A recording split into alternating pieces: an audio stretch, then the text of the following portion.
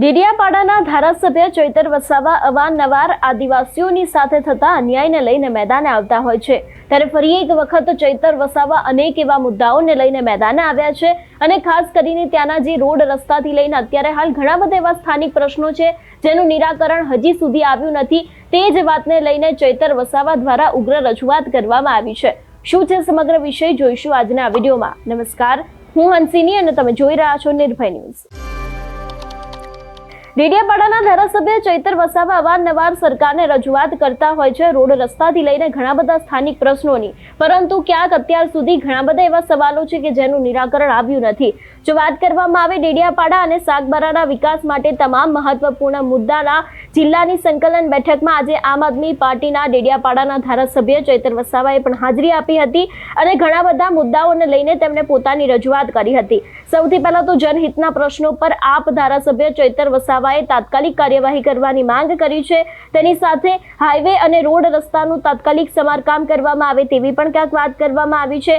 આંગણવાડી અને મકાન અને કર્મચારીઓના પ્રશ્ન મુદ્દે ચૈતર વસાવાએ અધિકારીઓ સાથે બેઠક કરી હતી અને આંગણવાડી કર્મચારીઓને BLO ઓર્ડર રોકવામાં આવી તેવી પણ ક્યાંક વાત કરવામાં આવી છે। વન અધિકારી હેઠળના પેન્ડિંગ દાવાઓનું ઝડપી નિરાકરણ કરવાની વાત છે તે પણ તેમના દ્વારા કરવામાં આવી છે અને ખાસ કરીને આંગણવાડી કર્મચારીઓ અને શિક્ષણ પર વધારાના કામનો ભાર યોગ્ય નથી તેવી પણ ક્યાંક વાત છે તે તેમના દ્વારા કરવામાં આવી છે। એટલે અત્યારે હાલ આદિવાસીઓની સાથે જે અન્યાય થઈ રહેલા છે તે જ વિષયને લઈને ચૈતર વસાવાએ વધુમાં શું કહ્યું હતું તે પણ સાંભળીએ। અને સાગબારા તાલુકા સંકલનની બેઠકમાં હાજર રહીને ડેડિયાપાડા અને સાગબારા તાલુકાને લગતા લોકહિતના અનેક પ્રશ્નો બાબતે અધિકારીઓ સાથે ચર્ચા વિમર્શ કરીને એને તાત્કાલિક ધોરણે નિરાકરણ આવે એ વાત આજે થઈ છે। જેમાં નેશનલ હાઈવે, સ્ટેટ હાઈવે, જિલ્લા પંચાયતના હાઈવે જ્યાં પણ એમાં રિપેરિંગ કરવા જેવી બાબત હોય ત્યાં રિપેરિંગ કરવામાં આવે। ઘણી જગ્યાએ આંગણવાડીના મકાનો નથી, એ આંગણવાડીના મકાનો તાકીદે બનાવવામાં આવે। શાળાઓના મકાનો નથી, એ તાકીદે બનાવવામાં આવે। આયુષ્માન ભારતના જે સબ હેલ્થ સેન્ટરો છે એમાં પણ કેટલાક કર્મચારીઓ સમયે હાજર નથી રહેતા, ત્યારે લોકોને અગવડતા પડે છે, એ પણ સમયે હાજર એવી અમે તાકીદ કરી છે। સાથે સાથે જે વન અધિકાર અધિનિયમ અંતર્ગત જેમને સનતો મળી છે, કેટલાકના દાવા પેન્ડિંગ છે, એમની પણ એક ચકાસણી કરીને સર્વે કરીને એનું નિરાકરણ લાવવામાં આવે।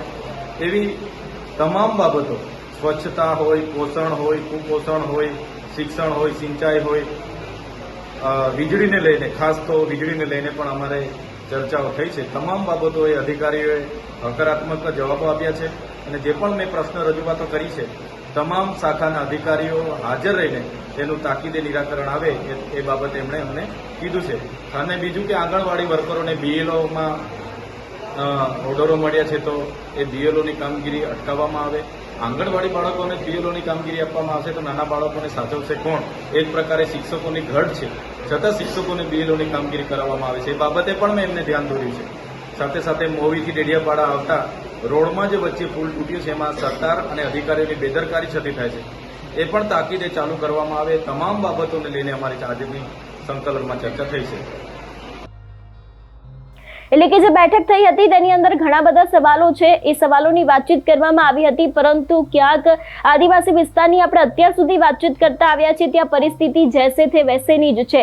દર વર્ષે વરસાદ આવે છે અને દર વર્ષે ત્યાં રોડ તૂટે છે, કોઈ સમારકામ કરવામાં નથી આવતું ને સ્થાનિક લોકોને એટલી જ તકલીફનો સામનો કરવો પડતો હોય છે। પરંતુ ક્યાંક ચૈતર વસાવાએ આ વખતે ફરી એક વખત ઉગ્ર રજૂઆત કરી છે, તો હવે ડેડિયાપાડાના ધારાસભ્યની આ રજૂઆત સરકાર સાંભળશે કે કેમ તે એક સૌથી મોટો અગત્યનો અહીં સવાલ ઉભો થાય છે। તમારું શું માનવું છે આ વિષયને લઈને અમને કમેન્ટ કરીને ચોક્કસથી જણાવજો। તેની સાથે અમારી ચેનલ નિર્ભય ન્યૂઝને લાઇક, શેર અને સબસ્ક્રાઇબ કરવાનું ભૂલશો નહીં। નમસ્કાર।